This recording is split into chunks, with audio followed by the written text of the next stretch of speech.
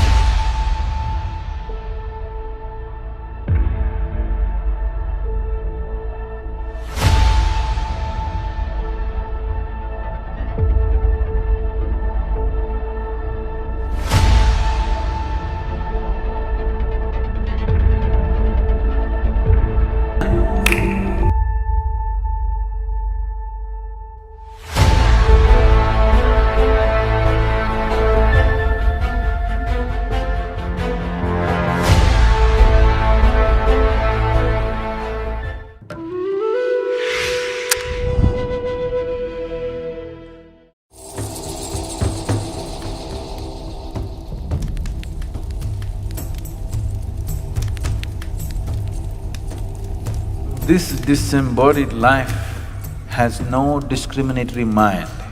It will tend to go by its tendencies.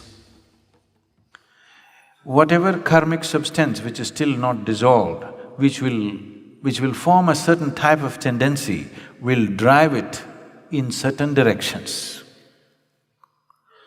Certain directions means wherever there is life, and the life is of such a nature that it breeds minimally. For example, a tamarind tree. If you go and watch the other trees, you will see a lot of birds will be sitting for the night's rest. No bird will settle down on a tamarind tree because the level of oxygen around a tamarind tree is extremely low. It may also move in the direction of a yogi who has a certain mastery over his breath because he is not breathing as much as others are breathing. A cobra also has a certain influence on this life simply because it holds its breath for long periods of time.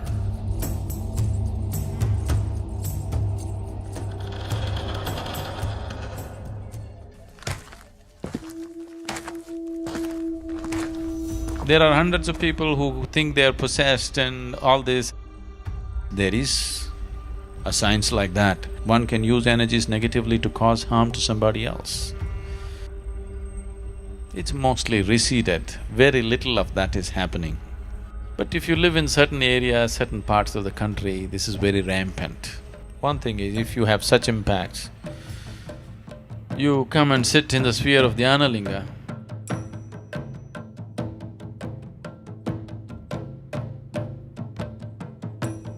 because there are occult dimensions to Dhyanalinga which just nullifies all this. One Paurnami or Amavasya, when things are more receptive for you, just one day, just sit there and go, that's all. It gets taken care of.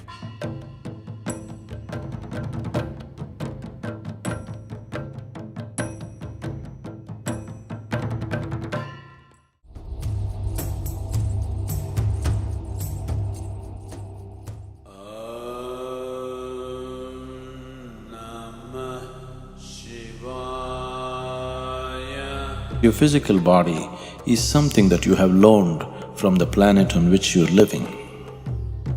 When the time comes, the planet will claim it back. But the other dimensions of you, especially the karmic shell, continues to play. If it is in a certain level of awareness, the disembodied being is in a certain state of pleasantness. It is this that is being referred to as heaven, because they have left their physical body in a certain state of awareness. They enjoy the sweetness at a certain period of time. A holiday, a vacation, before you take on another physical body.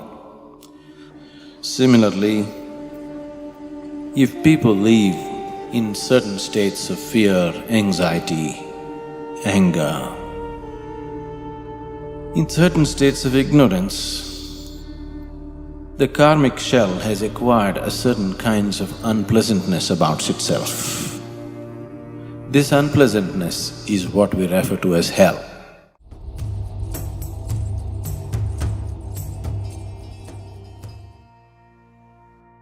Normally when somebody dies, we say, this person is no more. But that's not the truth. He's no more the way you experience him, but he still is in any other way. Don't take body lightly. It's not a small imprisonment. Unless you break it open, you can't leave it, isn't it? But when one realizes how they got in, now they know how to leave. If a person consciously sheds the body without damaging the body in any way, like you shed your clothes, you shed your body fully consciously, then we say this is Mahasamadhi. When a person lives like this, that's the end. Truly no more. Once again, whatever you called as myself has just dissolved and become a part of the consciousness. Full circle. Nothing to nothing. Yoga Chitta Vritti Nirodha Tada Drashtuh Swarupe Avasthanam.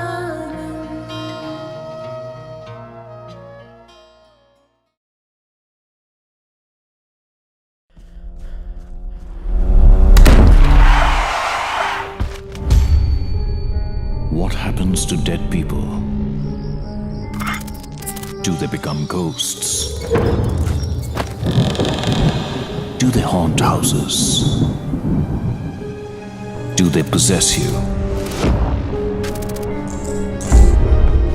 Sadhguru demystifies the dead.